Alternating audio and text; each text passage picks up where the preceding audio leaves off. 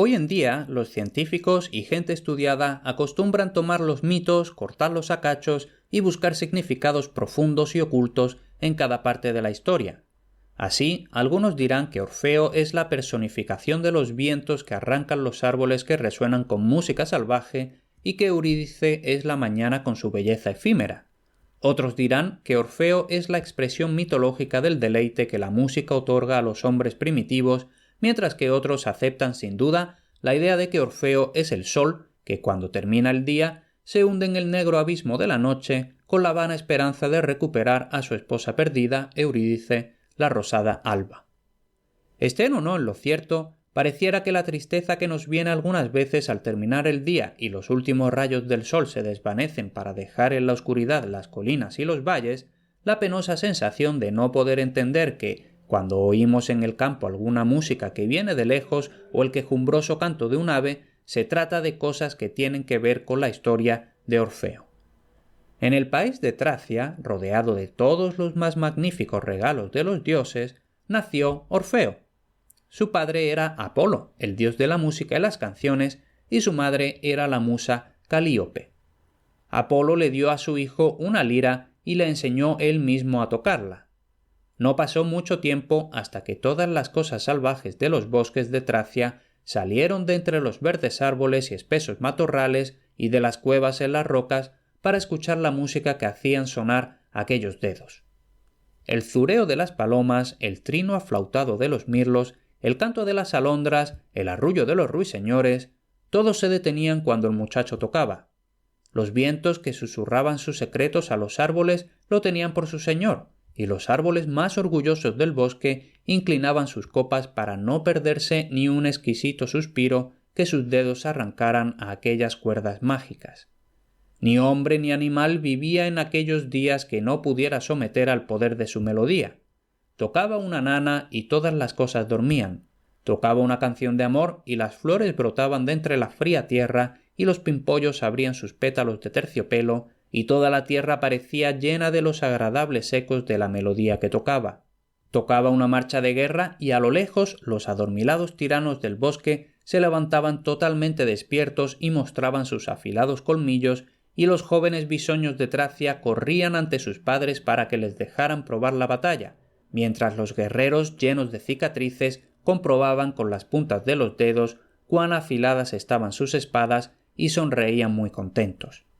Mientras tocaba, parecía como si las propias piedras y rocas tuvieran corazón. No, todo el corazón del universo se hacía una sola cosa viviente, llena de grandeza y hermosura, un instrumento de cuyas cuerdas tambaleantes salía la música de Orfeo. Llegó a ser un poderoso príncipe de Tracia.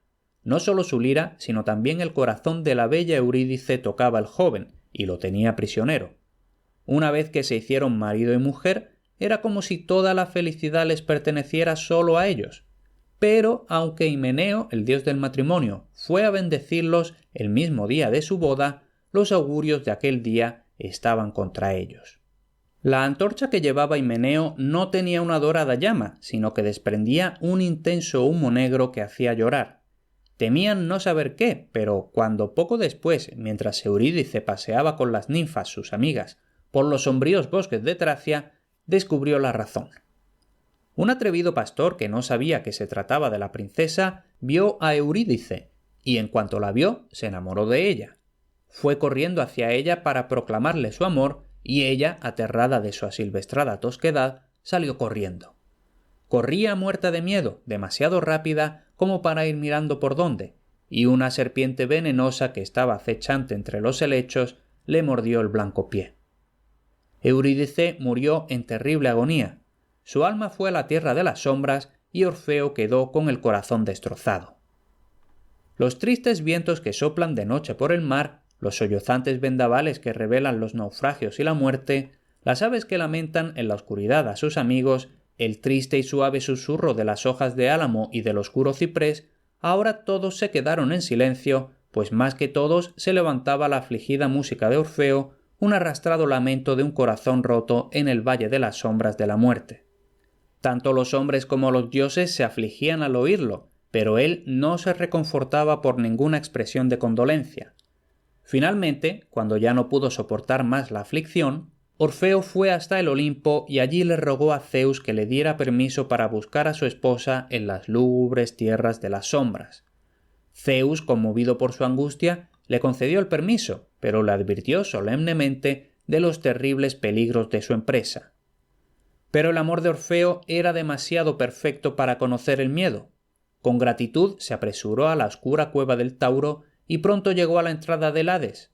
Duro y adusto era el perro de 3 cabezas que guardaba la puerta, Cerbero, y los aullidos y el furioso rugir de una fiera salvaje ávida de presa fue la bienvenida que recibió Orfeo. Pero él tocó su lira y la bestia, asombrada, quedó en silencio. Siguió tocando y el perro empezó a lamerle amistosamente los pies y le miraba a la cara con sus ojos salvajes llenos de luz que vemos en los ojos de los perros cuando miran a sus amos. Prosiguió, pues, Orfeo, aún tocando, y la melodía que salía de su lira pasaba ante él hacia el reino de Plutón. Nunca allí se había oído música semejante. Hablaba del amor perfecto, del infinito anhelo, del dolor tan grande como para acabar con la muerte. Cantaba de todas las bellezas de la tierra, de la tristeza del mundo, de todos los deseos, del pasado, del futuro. Y todo el tiempo salía de la lira como un hilo de plata una límpida melodía. Era como si un pájaro cantara en la lúgubre noche y hablara de paz y esperanza y de alegría sin fin. A las más negras profundidades del Hades los sonidos fueron corriendo y las manos del tiempo se quedaron quietas. De su amarga tarea de tratar de beber del arroyo que siempre se retiraba de sus labios agrietados paró Tántalo un momento. El incesante curso de la rueda de Ixión se detuvo. El infatigable pico del buitre dio descanso al hígado del titán. Sísifo detuvo su agotadora tarea de subir la roca y se sentó a escuchar. Las Danaides descansaron de su labor de sacar agua con un colador. Por primera vez, las mejillas de las erinias sintieron la humedad de las lágrimas y las incansables sombras que iban y venían en la oscuridad, como las hojas muertas de otoño llevadas por una ráfaga de viento, se quedaron quietas para contemplar y escuchar. Ante el trono donde Plutón y su reina Perséfone se sentaban, estaban, cubiertas y severas, las implacables Moiras a sus pies, y Orfeo seguía tocando. Y a Perséfone le vino el vivo recuerdo de todas las alegrías de su infancia junto al azul mar Egeo, en la hermosa isla de Sicilia. Nuevamente conoció la fragancia y la belleza de las flores de la primavera.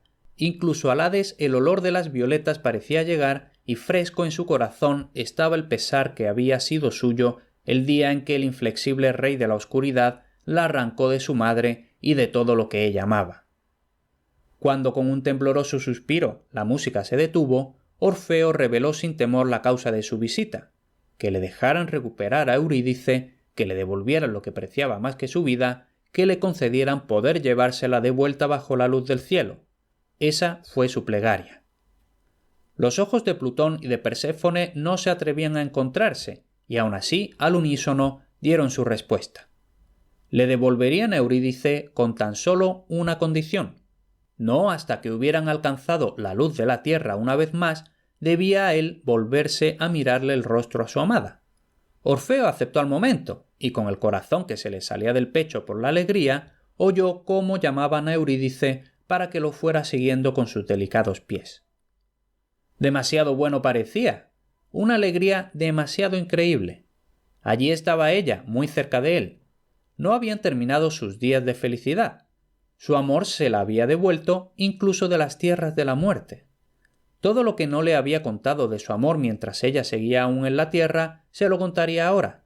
Todo lo que no había hecho antes, lo haría ahora. Estaba tan cerca que podría tocarla si estirara el brazo hacia atrás. Y entonces le entró una terrible duda. ¿Y si Plutón lo había engañado? ¿Y si quien lo seguía no era Eurídice, sino una simple sombra?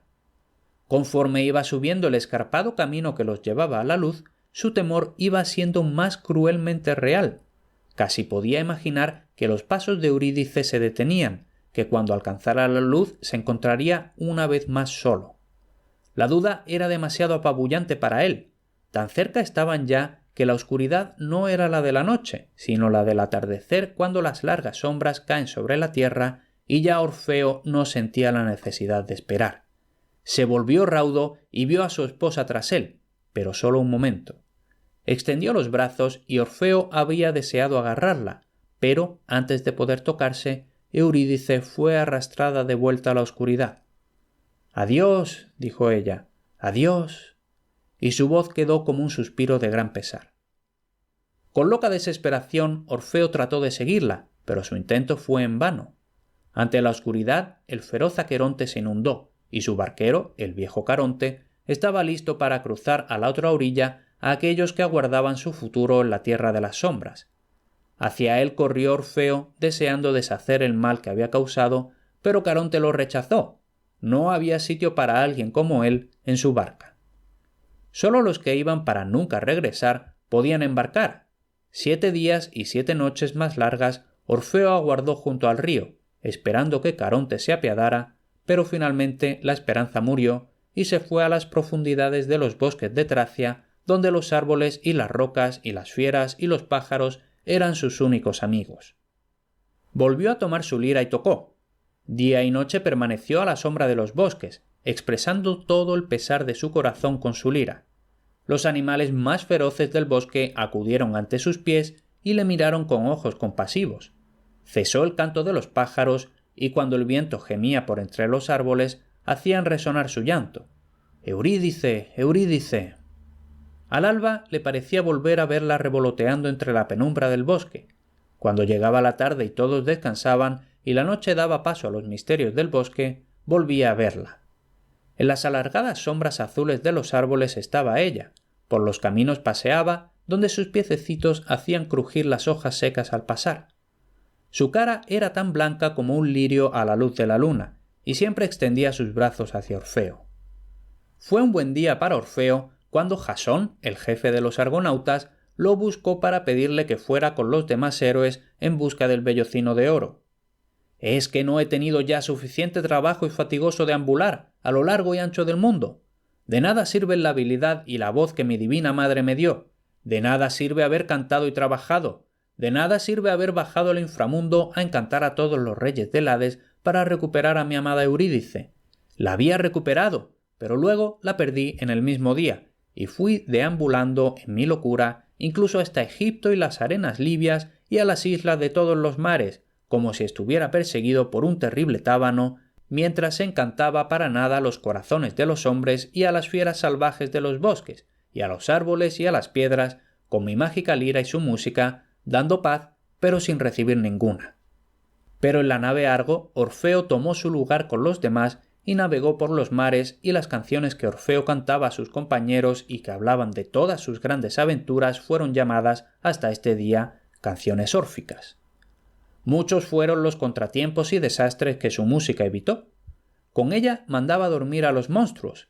Más poderosas que la magia en los corazones de los hombres eran sus melodías, que prevalecieron sobre las canciones de las sirenas cuando trataron de capturar a los argonautas. Cuando la aventura de los argonautas hubo terminado, Orfeo regresó a su tierra de Tracia. Como un héroe había luchado y sobrellevado la adversidad, pero su alma herida permanecía sin cura. De nuevo los árboles escuchaban sus canciones de anhelo. Otra vez resonaban: «Eurídice, Eurídice». Mientras estaba sentado un día junto al río con la tranquilidad del bosque, le llegó de lejos un horroroso clamor.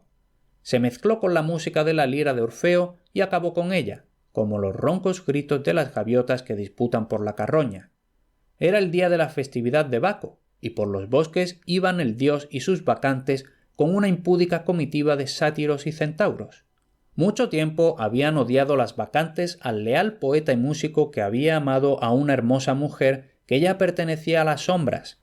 Los oídos de Orfeo eran sordos a sus voces llenas de pasión, y sus ojos, ciegos a su apasionado encanto al danzar entre los verdes árboles, un desenfreno de color y feroz belleza, de risa y de canciones desenfrenadas. Bien enloquecidas estaban ese día, y en su locura la mera existencia de Orfeo era algo que no podían soportar. Primero le lanzaban piedras, pero su música hacía que cayeran a sus pies sin golpearle.